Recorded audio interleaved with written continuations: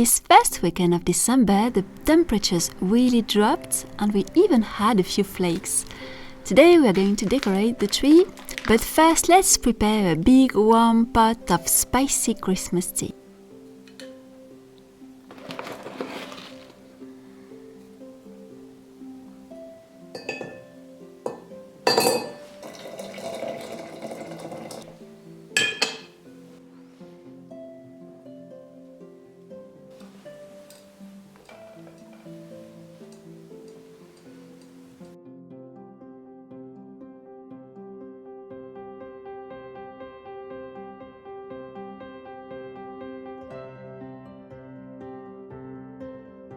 There is just something special in having a real tree for Christmas.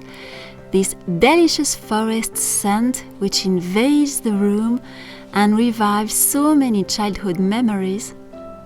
But this year I don't have only one tree, I have two trees, one for my main room and one for the balcony, just to add some Christmas touch to my street, which is really lacking of Christmas magic. Most people here in cities don't make any effort to decorate their windows or their balconies or even their little garden. They really don't do anything at all. And it's really unfortunate, but it doesn't discourage me to do it. I know only a handful of persons will even notice it, but it's worth doing. To ornate the tree, I will use some wet bows and all my paper decors which come from all the different Christmas workshops, and I will also add some sentimental family objects to complete my decor.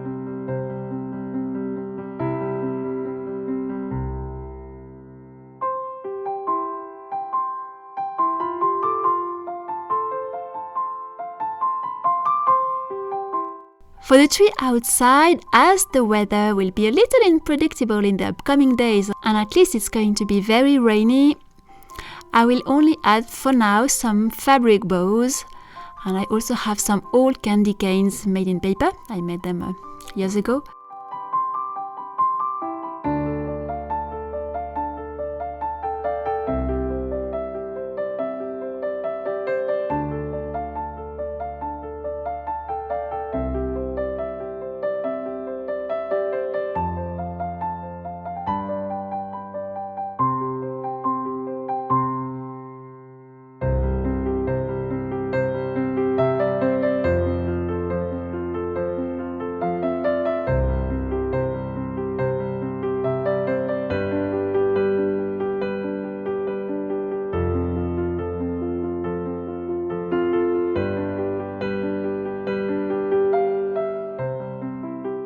The bombies and the phone belonged to my great-grandfather. It was offered to him in the 60s by my grandmother.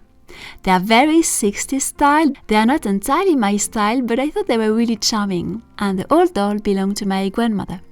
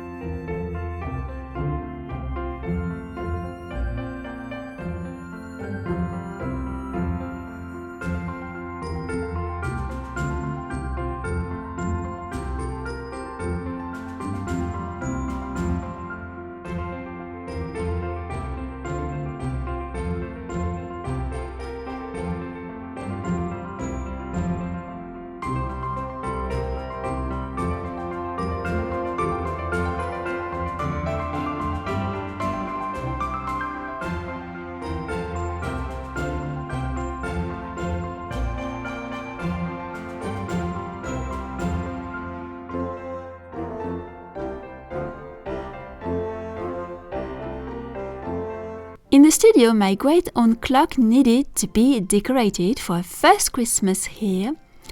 The clock can work actually, but there is a piece missing right now, which I hope to get soon, but it already rings. And the name of the clock is Back from the Woods.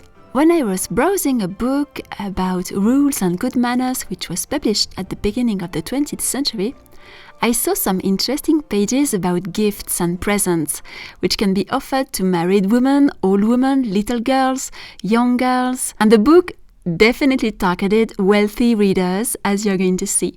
The author says that for young girls, they could receive as gifts little pieces of furniture, little clocks, 18th century style with their matching candelabras, some vases, some crystal or ivory boxes, some hairbrush made of lemon wood, some accessories for the desk, some papers to write letters, an inkwell, a silver lamp, some music sheets, a box for gloves. And I thought this list of ideas for gifts was so refreshing. I had to share it with you because in this modern world where everybody wants modern gadgets, I'm not sure young girls today would appreciate to receive any of these presents. I'm not a young girl anymore, but I would sure appreciate any of those, that's for sure. For the studio mantle, I'm going to use some musical sheets, some red bows, and I will also use the lighted swan, which have some light inside, and they come from the Nutcracker workshop. And I didn't use them on a mantle for quite a while. And I had this little bird from the time when I was still buying industrial manufactured decorations in shops a long time ago, and I still have this one, so sometimes I use it. But I don't buy any decor. I didn't buy any decors this past decade, even a little longer, and yes, I only decorate with my own handmade decors.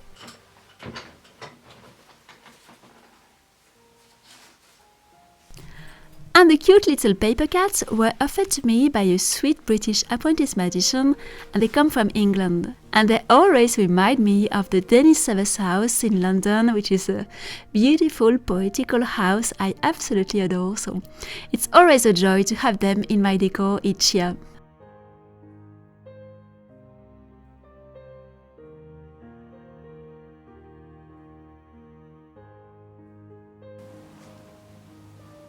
For the window decors, I just reused some old gingerbread man I did, and there were actually drafts, attempts for the proper paper gingerbread man I did for the Nutcracker workshop. I usually do some attempts, some draft before creating things for the workshops, and sometimes it turn well, sometimes not so much. So those I end up not really decorating with those. They had some flaws, some things which are not nice. But I thought for the windows, to decorate my street windows, I thought they would be nice.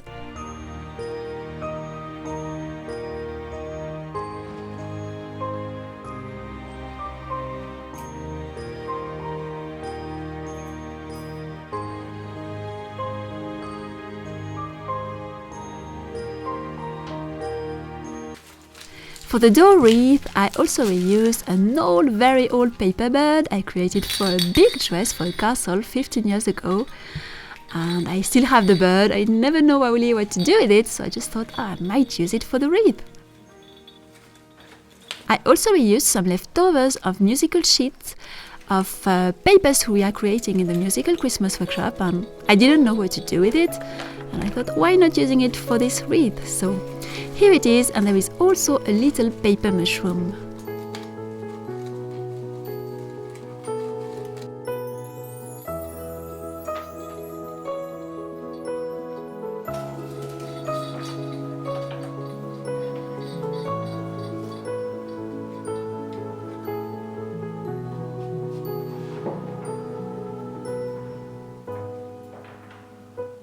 So I hope the rest of my decor has inspired you. I still have a few things to add in the kitchen and in the entrance hall, and a few things in the bedroom too, but for the most part it's there, and I'm very pleased about the tree outside, though I have to say this morning when I arrived in the living room, it had fallen on the other chair because we have a lot of wind today, so I had to put something so it's a little less pretty, but he's pretty safe. He's not going to fall again.